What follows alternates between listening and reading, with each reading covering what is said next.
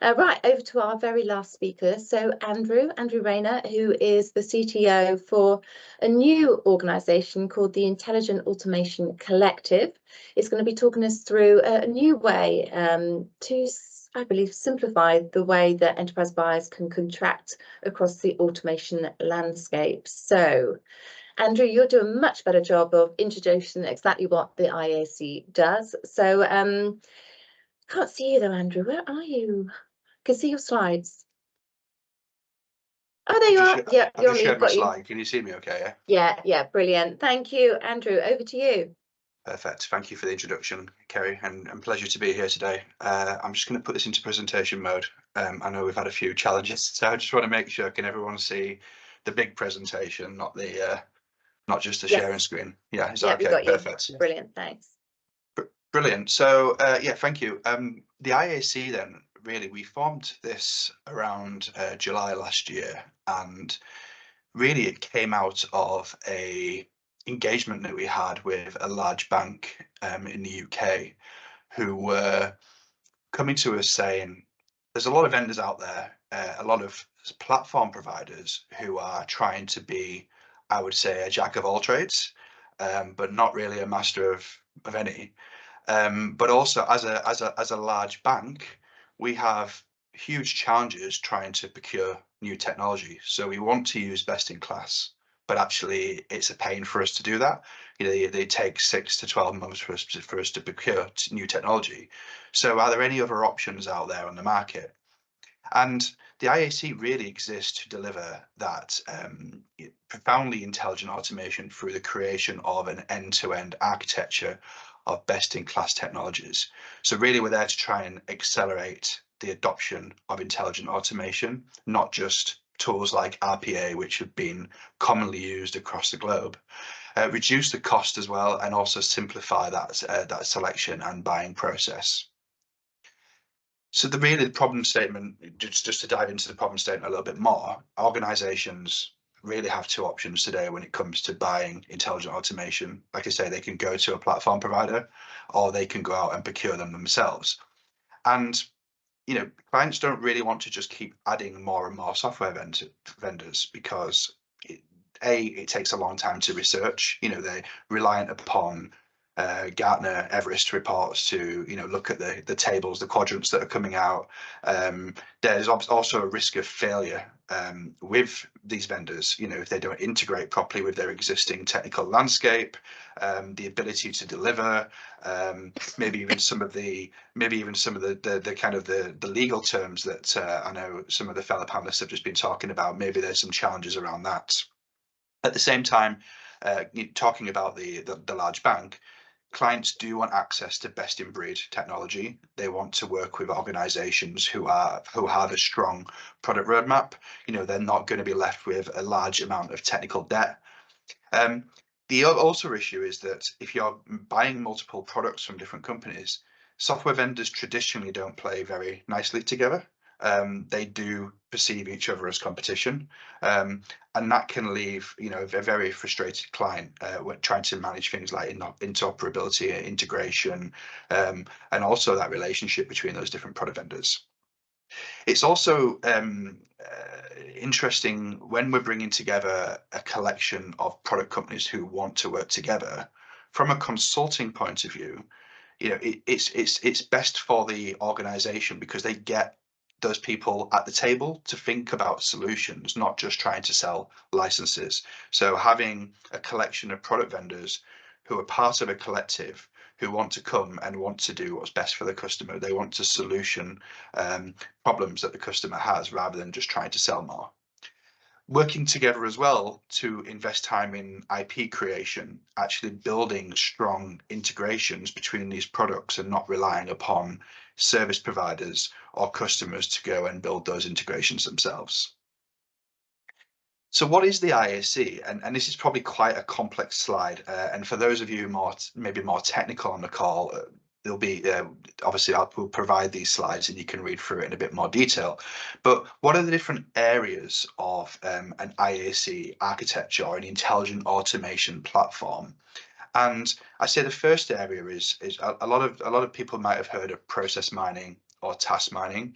which is the ability to extract data from back-end systems, be that ERP systems, CRM systems, looking at transaction IDs, looking at what variation is there, how many transactions are there, how long is it taking for that transaction to move from one stage to the next. So what are the opportunities in there for automation, change and improvement? Whereas task mining is looking more at actually what are people doing on their computers. So recording clicks, steps, time it takes for them to go, I don't know, in a spreadsheet, they're entering data in a spreadsheet, how long is that taken, going into email, maybe going into Facebook on their lunch break. So we can capture anonymously or by user the data that's been the actions that have been performed inside that organization. Productivity mining, I would say, is a combination of both, and the vendor that we have here offering that is KYP.ai.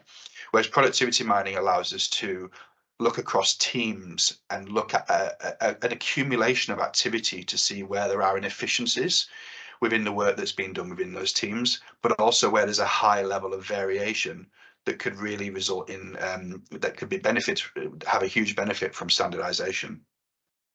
Then we talk about service delivery channels. So how does data get into an organization today? So that could be unstructured data like free text, emails, documents to some extent. It could also be structured data, for example, APIs, forms. But what a lot of organizations are doing today is they're using chat. So they're looking at employee and customer self-service capabilities as a way of improving customer experience and reducing cost of human contact when working with organizations. Now, in my experience, chatbots can be really frustrating. I don't know about you, but when I use a chatbot on a website, I'm just trying to be as dumb as possible so I can get through and speak to someone, because I feel like there's a very basic decision tree in there. But actually, if we mix chat with decision intelligence or intelligent dialogue, we can use AI and machine learning and also extraction of key data from systems to formulate a better response, to have a better conversation, a more contextual based conversation. We then need to structure some of that data that we get. So there's the tools like AntWorks today, where we have IDP, which is the ability to extract documents data from documents, from unstructured documents, like, for example, different variations of invoices, medical reports, the ability to classify as well, so understanding what are the different types of documents, and then sentiment analysis if we're dealing with maybe complaints. All of the work, once it's structured, needs to be orchestrated. So organizations today are using the likes of Salesforce Cloud, ServiceNow, Appian. So there needs to be a level of orchestration in there so that we can get visibility of the end-to-end process and all the steps that are done in that process, be that a human's doing it or actually a digital workers doing that, an RPA robot or an iPaaS system. So the idea behind the IA Collective is to say, this is a blueprint. This is what we believe are all of the areas inside an intelligent automation platform, giving you all the capabilities to be able to go and automate a lot of processes that you may not have looked at today. For example, a lot of processes that are being automated are structured, rules-based, but actually having a big toolkit available to you enables you to go after some of those other things. Now, really, I guess the value proposition, and especially if we come to talk about contracting, which I know is is of course the backbone of this panel that we have.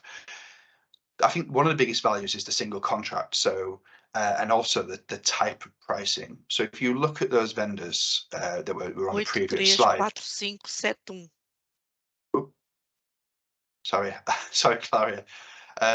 So if you look at some of the vendors on there today, and the different vendors out there in the market, there are lots of different pricing models. For example, IDP vendors normally charge by per document or per page. So there will be a charge to say you can buy a bundle of 100,000 pages, and then after you've used that bundle, you then pay so much per page. Some vendors out there charge, especially the cloud vendors that we have, or the SaaS-based vendors, are charging per seat. So for example, in workflow systems, especially cloud-based workflow systems, that'll be done per user.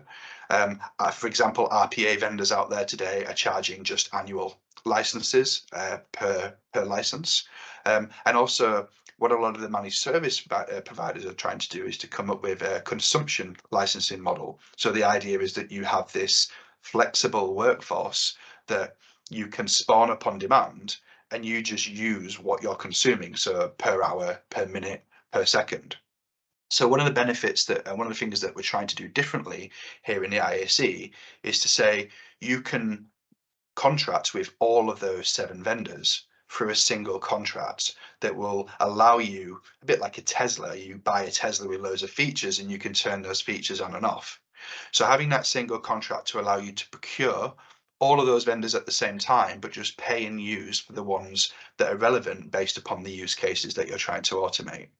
Also with that single contract, having a services play there around being able to provide support, so first line support for each of those vendors. So again, another challenge that customers have today is that they have to go and triage the issue themselves and then work out which vendor it is they need to contract. That can be quite time consuming. You also need to stand up a team to be able to do that and make sure that team are well trained.